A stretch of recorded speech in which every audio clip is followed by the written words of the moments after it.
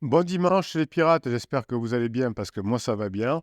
Aujourd'hui, je voulais revenir sur la formation sur les archétypes que je vous ai sorti il y a quelque temps et que je vous ai mis d'ailleurs en promo aujourd'hui jusqu'à demain soir.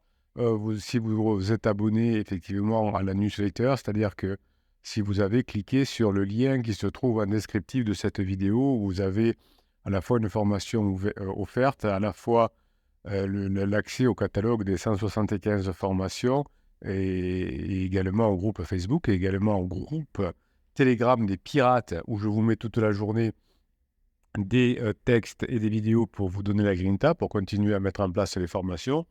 Eh bien, si vous êtes abonné à ce lien, ben, vous avez ce week-end une grosse promo, grosse promo sur la notion d'archétype. Et je voulais vous en reparler aujourd'hui parce que vous me posez souvent des questions sur cette notion d'archétype parce que pour les personnes qui ont déjà acheté cette formation, ça les a beaucoup aidés. Vous savez, les archétypes, ce sont des modèles universels de personnalité qui vous servent à bien agir avec votre conjoint pendant sa crise, mais aussi après la crise, pendant la phase 4. Mais ces archétypes vous aident beaucoup aussi dans votre domaine professionnel, ce que vous me dites, que vous soyez chef d'entreprise, vendeur, médecin. Ça vous aide à mieux comprendre les motivations profondes, les forces et les faiblesses, les besoins et les peurs de vos interlocuteurs pour être bien avec eux. Évidemment, il existe plusieurs théories hein, sur ces archétypes. Moi, je vous parle de celles qui sont basées sur les travaux de personnes qui lui-même s'étaient inspirées des travaux de Jung, hein, donc 12 archétypes principaux qui vont vous permettre finalement de bien agir. Alors, ce qui est intéressant, d'après ce que vous me dites aussi dans cette formation, c'est que connaître votre archétype personnel vous permet de vous comparer à votre conjoint aussi et de savoir pourquoi vous aviez eu pendant la phase de sécurisation et notamment à la fin de la phase de cette sécurisation et au début de la phase d'exploration, autant de différents parce que vous n'arriviez plus à communiquer, parce que vous n'arriviez même plus à vous comprendre, à vous respecter, à vous soutenir. Il y a beaucoup d'amour entre vous, hein, si vous êtes restés pendant 5, 10, 15, 20 ans ensemble, il y a toujours de l'attachement, mais si vous ne savez pas gérer, répondre aux besoins de l'archétype de votre conjoint, eh bien, vous pouvez échouer, évidemment, à revenir ensemble. Dans cette formation, vous comprenez que chaque archétype a sa propre vision du monde, sa propre façon d'exprimer ses sentiments, ses propres attentes, ses propres sources de conflit. Si vous connaissez cet archétype et celui de votre conjoint, vous allez pouvoir adapter votre langage, votre attitude, votre comportement pour créer plus d'harmonie, de complicité dans votre relation. Évidemment, vous apprendrez dans la formation qu'il y a plusieurs méthodes possibles pour déterminer l'archétype de votre conjoint. Aujourd'hui, je voulais vous en présenter une, on va dire, complémentaire à ce que je vous ai déjà expliqué dans la formation. C'est une méthode qui est basée sur la Gestalt thérapie, c'est-à-dire une approche humaniste, qui va mettre l'accent sur le contact et la conscience de soi. Dans la formation, je vous explique en détail les 12 archétypes de Jung. Aujourd'hui, je voudrais vous faire un petit peu de côté et regrouper, entre guillemets, les 12 archétypes en 7 archétypes relationnels. Donc, il y a des archétypes de fonctionnement, comme je vous l'explique dans la formation, des archétypes relationnels qui sont basés sur le besoin de proximité, de distance ou pas, hein, proximité-distance, et évidemment de sentiment. Les archétypes que vous allez retrouver dans ces 7 archétypes sont le fusionnel qui cherche à se fondre dans l'autre, à ne faire qu'un, à partager tout et qui a peur de l'abandon et de la solitude. C'est ce que recherche quand votre conjoint est en début de relation avec son pansement, hein, cette fusion qui va entraîner rapidement une séparation entre pansement et criseux, car dès que l'on va voir que la fusion n'est pas possible, les êtres humains ne sont pas faits pour être fusionnels, et que le pansement n'a pas toutes les qualités requises, loin de là, eh bien, il va y avoir un grand drame chez votre conjoint. Hein, la relation avec pansement va se terminer. Et si vous avez fait la formation fin de la relation pour pansement et criseux, vous comprenez pourquoi c'est aussi dur entre votre conjoint et son pansement. Donc, on a le fusionnel. Ensuite, on a le distant qui cherche à garder son indépendance. Et vous voyez qu'on peut être à la fois fusionnel et distant. C'est-à-dire que votre conjoint est fusionnel au départ avec son pansement et ça va marcher, et distant avec vous, ce qui ne va pas marcher non plus, puisque vous allez revenir ensemble en mettant en application l'information. Et vous allez effectivement vous rapprocher, alors qu'au départ, votre conjoint voulait sa liberté, son interdépendance, ne pas s'engager avec vous. Il avait peur d'être étouffé par vous, il avait peur d'être dépendant de vous, ce que vous aviez d'ailleurs été trop souvent pendant la phase d'exploration. Parfois, votre conjoint, au début de sa crise, s'est transformé avec l'archétype dominant, c'est-à-dire qu'il a cherché à vous contrôler, à avoir le pouvoir, à imposer ses règles. On va divorcer, on va se séparer, et il va avoir finalement peur d'une forme de soumission et de faiblesse. Il faut dire aussi que souvent, vous avez fait un peu la même erreur au départ, vous avez voulu être dominant par rapport à votre conjoint, et vous avez commis des interdits en voulant menacer, en voulant, ou en pleurant, ou en voulant vous faire aimer. Et donc tout ça fait que votre conjoint a mis finalement une forme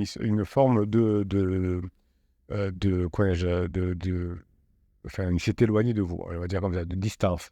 Bruno, la distance. Donc, votre conjoint, dans les archétypes, peut être dominant ou peut être soumis. Peut-être que vous aussi, vous avez fait le paillasson pendant un moment, en cherchant à vous conformer à l'autre, à lui plaire, à lui obéir, de peur d'avoir du rejet et de la colère. Hein, vous savez, j'ai eu il n'y a pas longtemps une personne en coaching qui me disait, Bruno, j'ai tout fait ce que m'a demandé mon conjoint et il est quand même parti. Et oui, c'est pas en étant dominant ou soumis, hein, que l'on va arriver à récupérer son conjoint qui est distant. Vous avez un archétype qui s'appelle le rival, qui cherche à se mesurer à l'autre, à le défier, à le surpasser. Lui, il a peur de l'infériorité et de l'humiliation. Donc, il va essayer de faire comme le dominant, hein, de montrer qu'il est plus fort que vous et qu'il choisit. Ensuite, on a le complice qui va chercher à coopérer avec l'autre, à le soutenir, à le valoriser, qui a peur de la trahison et de la déception. Alors, cette complicité, elle est peut-être intéressante à utiliser pendant la crise de votre conjoint. Et on a le complémentaire qui sera parfait pendant la phase de 4, la phase de grande intimité, puisque avec cet archétype, vous allez chercher à vous harmoniser avec votre conjoint, à le compléter, à le respecter. Alors, évidemment, il ne faut pas avoir peur de la disharmonie, de la rupture, mais voyez que complémentaire et complice vont être bien meilleurs, des archétypes bien meilleurs dans la phase 4 que le distant ou que le fusionnel. Le fusionnel étant adapté pendant la lune de miel, mais malheureusement amène ensuite beaucoup de distance. Donc regardez aujourd'hui, est-ce que votre conjoint est complémentaire et complice avec vous? Si vous êtes en début de crise, ça m'étonnerait. Est-ce qu'il est plutôt dominant ou rival avec vous? Peut-être certainement. Est-ce qu'il est soumis? C'est pas du tout sûr. C'est plutôt soumis à son pansement, on va dire. Et est-ce qu'il est distant avec vous? Certainement. Et plutôt, donc vous voyez qu'il peut être à la fois distant avec vous et fusionnel avec son pansement. Et plus vous serez d'ailleurs distant avec lui, plus il sera fusionnel avec son pansement. Donc si vous me faites un silence radio, par exemple, pour Moi je te suis, il va se rapprocher de son pansement parce qu'il n'aura pas d'autre solution pour diminuer sa souffrance.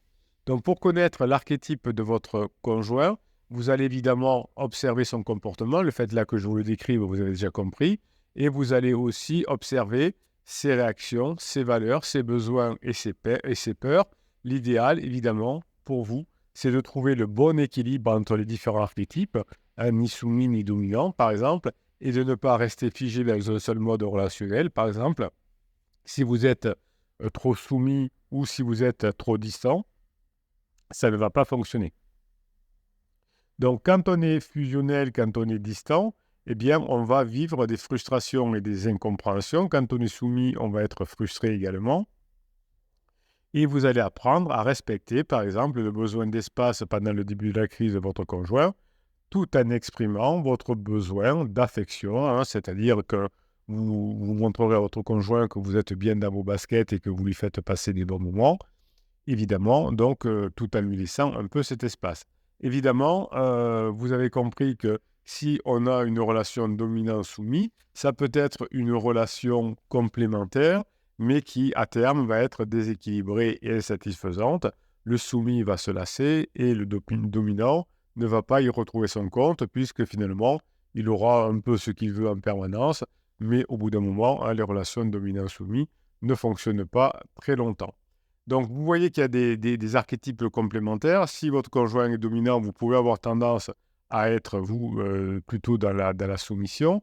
Si votre conjoint est distant, vous allez plutôt vouloir être fusionnel. Si votre conjoint est comme un rival, vous allez essayer d'être trop complice. Donc, l'idée, c'est d'être complémentaire, de regarder plutôt comment fonctionne votre conjoint et d'essayer, pour éviter les frustrations et les incompréhensions, d'avoir effectivement cet archétype relationnel disponible et en fonction de différents moments de la crise, vous allez pouvoir essayer de regarder quand votre conjoint est plutôt fusionnel, distant, dominant, soumis, rival, complice ou complémentaire. Ça va vous aider à vous décentrer de vous et d'aller vers votre conjoint et de savoir comment il fonctionne. Donc, l'une des vertus du pirate pour évidemment passer la phase de crise, c'est de bien se décentrer de soi, de voir comment fonctionne son conjoint et de s'adapter. Le but, c'est pas de se fondre dans votre conjoint, comme le fusionnel va vouloir le faire avec son pansement. Évidemment, il ne conviendra pas, surtout quand votre conjoint a besoin de respirer parce qu'il ne sait plus où l'année. Il ne faut surtout pas se fondre à lui, ne faire qu'un, partager tout. Évidemment, vous avez besoin de tendresse, vous avez besoin de sécurité. Donc, vous allez avoir tendance à vouloir être fusionnel, à vouloir dire à votre conjoint qu'est-ce qu'on fait ce week-end, est-ce qu'on fait un truc ensemble, est-ce que tu peux passer à la maison. Vous avez besoin que votre conjoint vous exprime son amour par des gestes affectueux, des mots doux, des cadeaux, des attentions. Vous attendez, vous auriez envie que votre conjoint vous rende l'appareil, qu'il vous montre qu'il vous aime, qu'il vous soit fidèle, qu'il consacre du temps ou qu'il partage des intérêts avec vous, vos goûts, vos opinions. Oui, ça va arriver parce que tout ce que vous allez mettre en place dans les formations va faire que vous allez passer en phase 4 et que vous allez y arriver. Mais votre conjoint a besoin de distance pour l'instant, si vous êtes en début de crise. Évidemment, vous avez du mal à supporter sa distance, son silence, son conflit, sa différence. Et du coup, vous allez vous montrer jaloux, possessif, dépendant et parfois envahissant, ce qui est un interdit. Donc finalement, ce que vous allez créer dans la phase 4, c'est une relation intense, passionnée, mais pas fusionnelle. Hein, c'est-à-dire que vous ferez des choses chacun de votre côté, vous pourrez être passionné par des choses différentes et vous allez vous sentir proche, complice et unis. Vous allez favoriser évidemment dans la phase 4 la confiance, la loyauté, la fidélité en nourrissant les besoins de votre conjoint. La phase 4 est une phase de sincérité, de générosité, de bienveillance et de tendresse. Pour atteindre cette phase 4, vous vous formez et vous stimulez votre créativité, votre spontanéité, votre sensualité, le plaisir et la joie de vivre et la fantaisie, évidemment. Si vous avez une relation avec votre conjoint étouffante, exclusive, dépendante, un peu comme dans la phase de sécurisation, eh bien, votre partenaire va se perdre dans cette relation et va s'éloigner parce qu'il s'est oublié. Pendant toute la phase de sécurisation, votre conjoint a eu une forme finalement d'angoisse, de jalousie et de rejet de votre possessivité. Aujourd'hui, effectivement, il se sent un peu coupable de ce qu'il fait, même si vous ne le dites pas, et votre côté soumis ou fusionnel ne peut pas l'attirer, évidemment. Aujourd'hui, votre conjoint a besoin d'autonomie, de liberté, d'individualité, de diversité. Il a besoin de se sentir respecté et toléré dans cet état. Et votre conjoint a besoin aussi, pour se connaître, de confrontation. Je vous renvoie à la magnifique vidéo que j'avais faite il y a quelques jours sur la lettre, finalement, de la personne en crise vis-à-vis de son conjoint, que ce soit un ado ou quelqu'un pour la crise de la quarantaine. Il explique qu'on a besoin de confrontation. Donc, vous allez utiliser les différents équilibres que vous allez apprendre au travers des archétypes dans la formation que je vous ai mis en promo ce week-end sur la newsletter, et vous allez respecter finalement l'espace, le temps, les besoins, les envies, les goûts, les opinions de votre conjoint, sans les prendre comme des rejets ou des menaces. Vous apprenez dans la formation à développer votre estime de soi, votre confiance en vous, votre identité, votre indépendance. En gros, vous êtes déjà, vous, dans la phase 4, vous avez des projets, des passions, et vous ne dépendez plus entièrement de votre conjoint. mais vous êtes très content de vous retrouver. Dans la formation, si vous avez le bon archétype en tête, vous pourrez bien communiquer vos émotions, vos attentes, vos limites, vos désirs, vos peurs.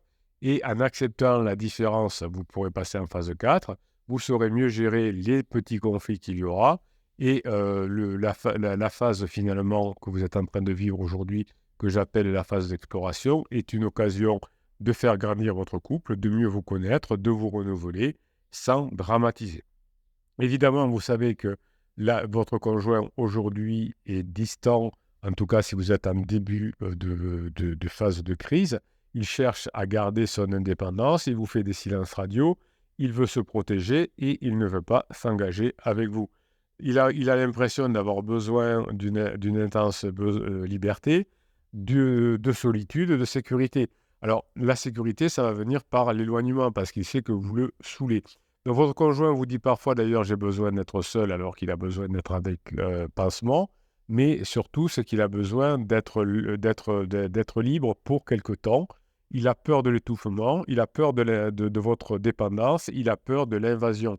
Donc, chaque fois que vous l'étouffez, que vous voulez être autodépendant, que vous êtes dans l'invasion, eh bien, votre conjoint va avoir une séparation de plus en plus forte.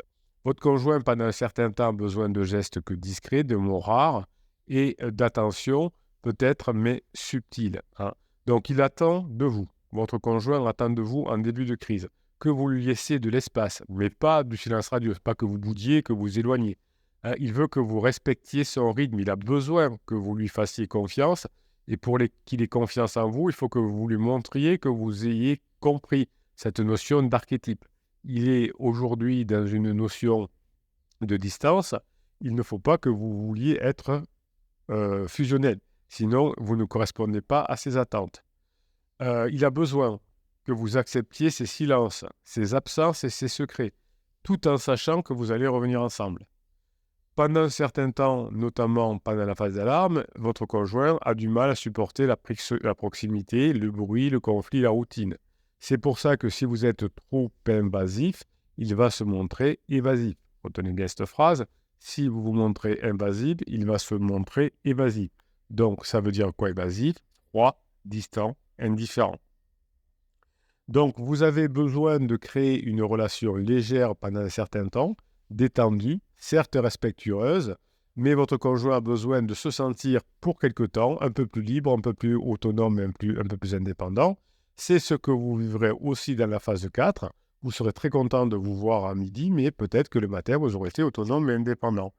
Votre conjoint a envie d'être curieux, de découvrir, d'avoir une ouverture, de créer des choses, d'avoir des surprises, de la diversité, de l'originalité de l'aventure, tout ce que vous aviez perdu dans votre phase de sécurisation.